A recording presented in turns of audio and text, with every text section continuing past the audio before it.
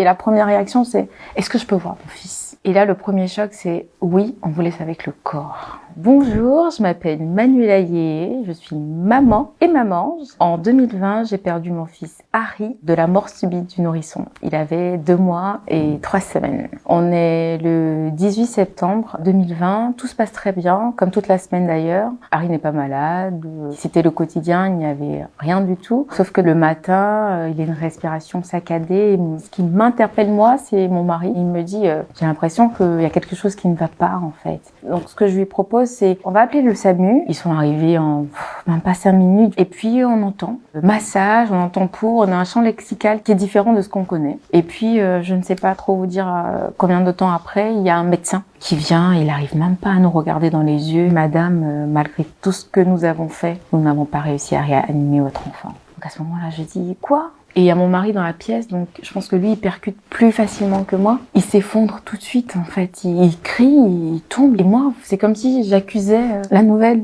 Il y en a un qui vient, qui commence à me taper. Il me dit, madame, ça va? Je dis, oui, oui, ça va. Il me dit, vous comprenez, vous savez ce qui se passe? Et la première réaction, c'est, est-ce que je peux voir mon fils? Et là, le premier choc, c'est, oui, on vous laisse avec le corps. Et à ce moment-là, il nous laisse tout seuls. Et moi, mon premier réflexe, c'est, je tape mon fils, je dis, mais hé, qu'est-ce qui t'arrive? Et là, il y a mon mari qui me dit, parce qu'on est très chrétien, très croyant, on se met à genoux, on se dit, on va rendre grâce. Donc on a juste le temps de faire une prière, qu'on toque à la porte. C'est un des leurs qui nous dit, il faut rhabiller l'enfant, on est venu le chercher parce il y a un délai, et vous devez vous habiller et nous suivre. Ils prennent l'enfant, ils le mettent dans une espèce de cercueil. Donc on arrive à l'hôpital, il y a toute une cellule psychologique qui nous attend, un médecin, un psychologue, un généraliste, un psychiatre, qui nous prennent en charge et qui nous posent 1001 questions pour savoir ce qui s'est passé. Ils nous demandent l'autorisation d'autopsie parce que c'est un petit, est-ce qu'il n'y a pas eu de cas de maltraitance, est-ce qu'on n'est pas fautif, qu'est-ce qui s'est passé en fait? Et à un moment, il y a mon mari qui me dit, mais laissez-nous, on est fatigué, on sait même pas ce qui nous arrive, laissez-nous. On signe la décharge et puis